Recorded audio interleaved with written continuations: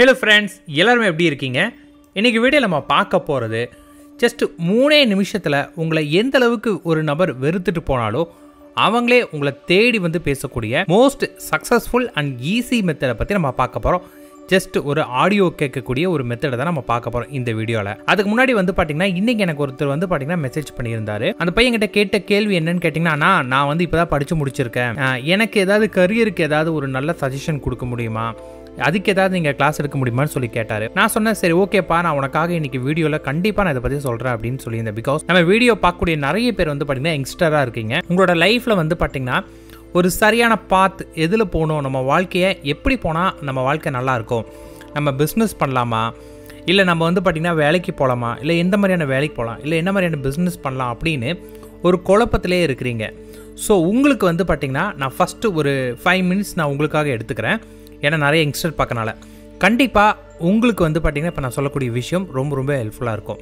நீங்கள் வந்து பார்த்திங்கன்னா நான் நடுக்காட்டில் நிற்கிற மாதிரி நான் ஒரு ஃபீல் பண்ணிகிட்ருக்கேன், எந்த வழியிலுமே எனக்கு போகிறக்கு என்னன்னு தெரியாமல் இருக்கேன் அப்படிங்கிற நிலைமையில் இருந்தீங்கன்னா நீங்கள் வந்து பார்த்திங்கன்னா கண்டினியூவாக வீடியோ பாருங்கள்.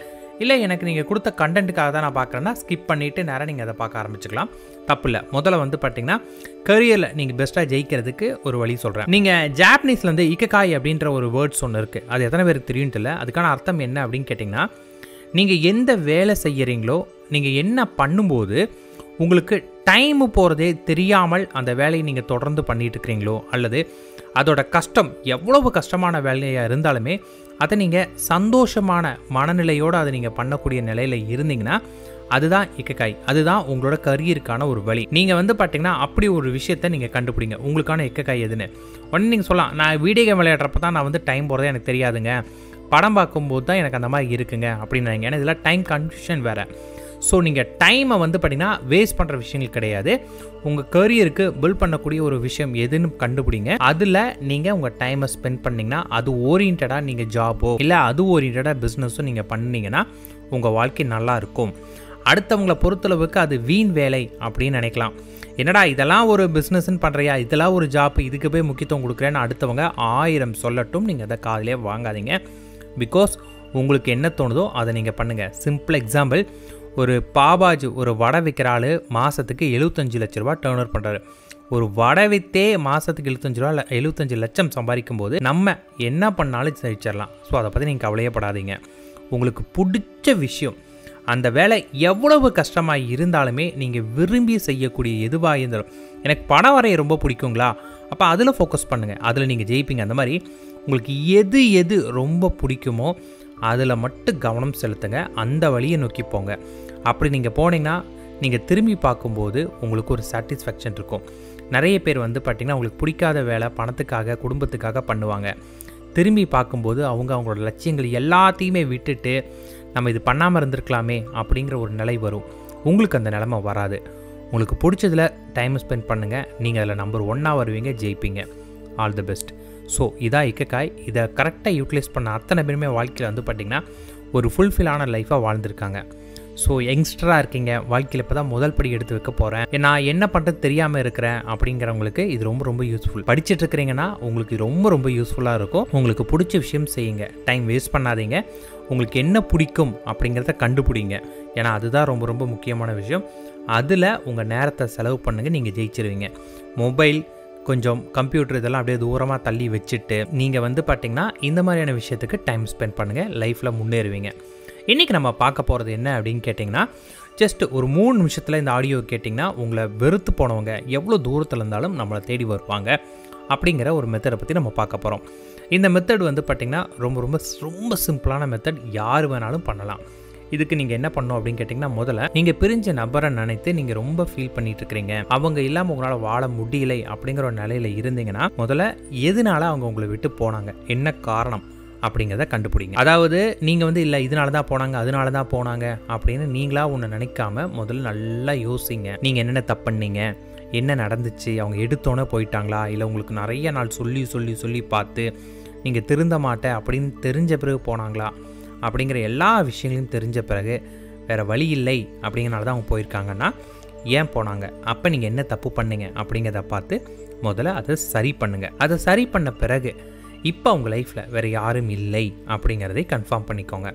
அதையும் கன்ஃபார்ம் பண்ணிக்கிட்ட பிறகு வந்து பார்த்தீங்கன்னா தேர்டு நீங்கள் என்ன பண்ணணும், உங்களை லவ் பண்ணி திருப்பி உங்கள் வாழ்க்கையை வரணும் அப்படின்னு நீங்கள் நினைக்கிறீங்கன்னா அதுக்கு எலிஜிபிளான ஒரு பர்சன், அவங்கள கல்யாணம் பண்ணிட்டு உங்களோட பெஸ்ட்டாக வேறு ஒருத்தர் உங்களுக்கு கிடைக்கவே மாட்டான்னு அவங்க நினைக்கிற அளவுக்கு நீங்கள் பெஸ்ட்டாக உங்களை மாற்றின பிறகு நீங்கள் அப்ரோச் பண்ணிங்கன்னா உங்களுக்கு சக்ஸஸ் கிடைக்கும்.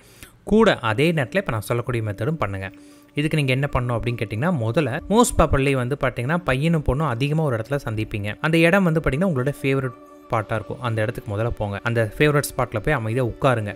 உங்களை யாருமே தொந்தரவு பண்ணாத அந்த இடத்துக்கு போங்க. அந்த இடத்துல போய் நீங்கள் 2 பேரும் சந்தோஷமாக இருந்த அந்த மூமெண்ட்டை நினைக்க ஆரம்பிங்க. நீங்கள் அங்கே போய் ஒன்லி சந்தோஷத்தை மட்டும்தான் நினைக்கணும். நிறைய பேர் எனக்கு கமெண்ட் பண்ணியிருப்பீங்க, எங்கே சார் அங்கே போனால் நாங்கள் போட்ட சண்டை தான் எங்களுக்கு ஞாபகம் வருது அப்படின்னீங்கன்னா, கண்டிப்பாக அவங்க உங்களுக்கு கிடைக்கிறது ரொம்ப ரொம்ப கஷ்டம். சந்தோஷத்தை தான் நம்ம நினைக்கணும். ஏன்னா உங்கள் மனம் முழுக்க சண்டை தான் நிறைஞ்சிருக்கு. அதனால் இப்படி கேனத்தனமாக கமெண்ட் பண்ணாமல் நீங்கள் சந்தோஷத்தை மட்டும் ஃபோக்கஸ் பண்ணுங்கள். அந்த இடத்துல போய் நீங்கள் அவங்களுக்கு எவ்வளோ சந்தோஷமாக இருந்தீங்க அந்த நாள் திரும்ப திரும்ப திரும்ப அப்படியே மனசில் நினச்சிட்டு உங்கள் மொபைல் எடுத்து அதை ஃப்ளைட் மோடு போட்டுட்டு நான் சொல்கிறத அப்படியே வந்து உங்களோட ஓன் வாய்ஸில் ரெக்கார்ட் பண்ணுங்கள். அந்த இடத்துல ரெக்கார்ட் பண்ணும்போது எப்படி இருக்கணும் அப்படின்னு கேட்டிங்கன்னா, நீங்கள் அந்த ஃபுல் ஃபீலோடு இருக்கணும். அவங்க கூட ஒன்றா இருந்த அந்த சந்தோஷம் அவங்கள விட்டு உங்களால் இருக்கவே முடியல அப்படிங்கிற எண்ணத்தோடு அதை ரெக்கார்ட் பண்ண ஆரம்பிக்கணும். என்ன சொல்லணும் அப்படின்னு கேட்டிங்கன்னா, நான் எனது அவங்க பெயர் போட்டுக்கோங்க, சந்தோஷம் நிறைந்த மகிழ்ச்சியான வாழ்க்கை வாழ்கிறேன். இதுதான் நீங்கள் ரெக்கார்ட் பண்ணணும். இதை திரும்ப திரும்ப திரும்ப சொல்லிக்கிட்டே ரெக்கார்ட் பண்ணுங்கள். நான் எனது அவங்க பெயர், இப்போ அவங்க பெயர் வந்து மணின்னு வச்சுக்கலாம். நான் எனது மணியுடன் சந்தோஷம் நிறைந்த மகிழ்ச்சியான வாழ்க்கை வாழ்கிறேன். நான் எனது மணியுடன் சந்தோஷம் நிறைந்த மகிழ்ச்சியான வாழ்க்கை வாழ்கிறேன். இதை உங்களோட ஓன் வாய்ஸில் ரெக்கார்ட் பண்ணுங்கள். இதை வந்து பார்த்திங்கன்னா ஒரு 5 நிமிஷம் வர அளவுக்கு ரெக்கார்ட் பண்ணிக்கலாம். மேக்ஸிமம் 3 போதும். நீங்கள் அதுக்கு மேலே பண்ணுறதால பண்ணிக்கோங்க. இதை வந்து அந்த ஃபீலோடு ரெக்கார்ட் பண்ணிக்கிட்டு அதை வந்து பார்த்திங்கன்னா நைட்டு பிஃபோர் தூங்குறதுக்கு முன்னாடி அமைதியாக உட்காந்து திருப்பியும் அந்த இடத்துல நீங்கள் இப்போ நீங்கள் பார்க்குன்னு வச்சுக்கோங்க. நீங்கள் அந்த பார்க்கில் இருக்கிறப்ப நீங்கள் 2 பேருமே எவ்வளோக்கு எவ்வளோ சந்தோஷமாக இருந்தீங்களோ அந்த ஃபீலை உங்கள் மனக்கண்ணில் கொண்டு வந்து நிறுத்திக்கிட்டு இந்த ஆடியோ அப்படியே கேட்டுகிட்டே படுத்து தூங்கிடுங்க. இப்போ இது என்னாகும், உங்களோட ஆழ் மனசில் போய் பதிய ஆரம்பிக்கும். ஃபஸ்ட்டு உங்கள் ஆழ் மனசில் என்ன பண்ணும், இத்தனை நாள் அவங்க உங்களுக்கு இல்லை பிரிஞ்சிட்டிங்க அப்படிங்கிற நெகட்டிவ் இருக்கு இல்லையா, அந்த நெகட்டிவை கொஞ்சமாக மாற்ற ஆரம்பிக்கும். இதை நீங்கள் திரும்ப திரும்ப திரும்ப கேட்கும்போது என்னாகும்னா, இது உண்மை அப்படின்னு உங்கள் ஆழ்மனை நம்பும். உங்கள் ஆழ்மனை நம்ப ஆரம்பித்த பிறகு உங்களோட மனசுக்கும் அவங்களுக்கும் ஒரு சோல் கனெக்ஷன் இருக்கும். சோல் கனெக்ஷன் பற்றி நான் நிறைய வீடியோவில் சொல்லிட்டேன்.